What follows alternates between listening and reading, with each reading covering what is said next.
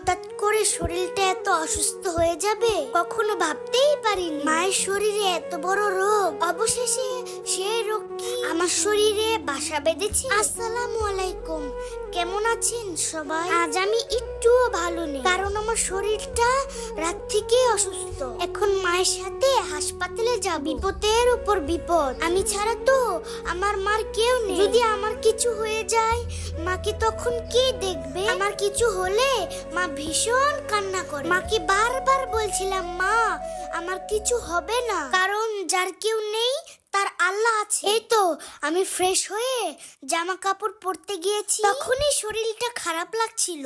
আম্মু এসে বলল, তোমার কিচ্ছু হবে না, আমি আছি। এবার আল্লাহর নাম নিয়ে সবাই বাসা থেকে বের হয়ে গেল। এবার একটি রিস্কা নিয়ে সোজা চলে যাব পোস্তকলায়। এই তো পোস্তকলা নেমেই খিদা লেগে গেল, তাই 10 টাকা দিয়ে রুটি কিনে খেলাম।